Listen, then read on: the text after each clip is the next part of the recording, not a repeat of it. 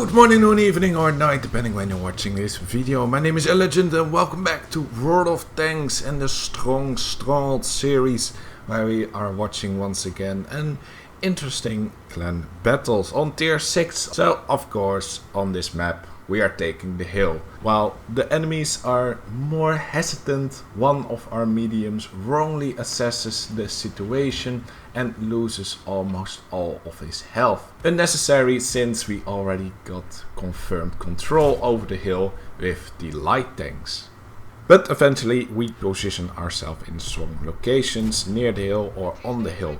However, on this moment I get fired by the Type 64, giving me intel over his position as the last unspotted enemy. So we got two options here: rush the enemies with one tank less on their side, or hold the line and focus the Type 64 first. Well, option 2 is the chosen option, since we got lower HP and such a coordinated push into the defending enemies puts us at a disadvantage, even though we got one tank more. So some more focus is directed towards the threat from behind, and the front line is maintained to hold off the other enemies. And it shows that just the position on the hill is so strong. Even with a few tanks up on the hill, you got such a major advantage, having multiple angles, line of fires, and just generally the high ground. And it's actually quite interesting that we got the hill with, well, the lights relatively alive, even though one medium lost quite a bit of his health. Generally speaking, the north side of the map has a better chance on taking the hill, since the south side has less line of fire when tanks are pushing the hill from the north than it's vice versa, which you saw happening with the medium tank at the start. So after finishing off the Type 64, we got the advantage again. So right now it's waiting in our dominant positions until the poodle gets a better angle.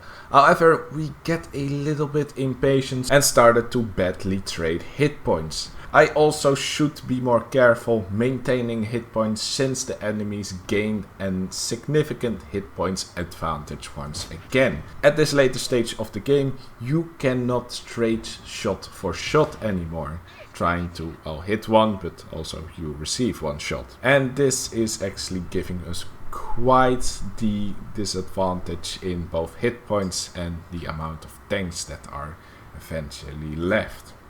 So since the enemies have the number advantage, I do expect some kind of a flanking maneuver from the south side around the hill, so I tend to check that location from time to time. So during this time I do maintain my central position, even though if such a flanking maneuver would have been made, I probably would got one more shot off before I will get destroyed. Having this central location is very important, since it was key to assist the poodle when he got pushed back. Fortunately, the poodle does not survive. However, I was still able to shave off quite the amount of hit points from the only tank on the enemy team, who was basically full health. So we are a bit in a standoff right here. Since we got the disadvantage still on numbers and hit points, we don't tend to be more aggressive. However, we cannot really stand still and let fate decide the outcome. So I'm keeping an eye on last enemy tank on the island, while my other teammates are trying to maintain control over the hill, which does lead to one extra kill for us, making it a 3 versus 3 again. Got a very unfortunate miss right there. If I could have killed that tank, that would make this whole encounter a lot more easier. And right there we saw the, well, necessary or unnecessary sacrifice. I mean, he traded one for one tank for another tank. But I don't really know if that was the right option to do, to just rush in, go through. Should really have stopped the moment he had vision on that enemy tank he was able to kill, before it would be in line of fire of the other enemy tank.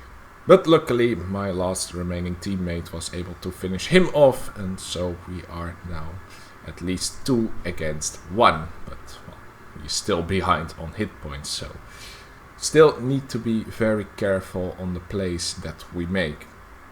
So since we has the hit point advantage, we don't really want to make our move, since he could both one-shot us and only 2 shots back. I don't think it's even enough to kill him. Unfortunately, my last teammate misjudged the situation and thought that the enemy tank was still near the hill, while he actually had flanked around this time.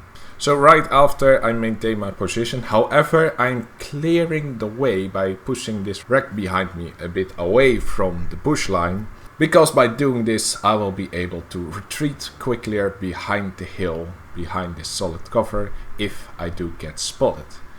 And with that, the last 1 versus 1 duel ensues.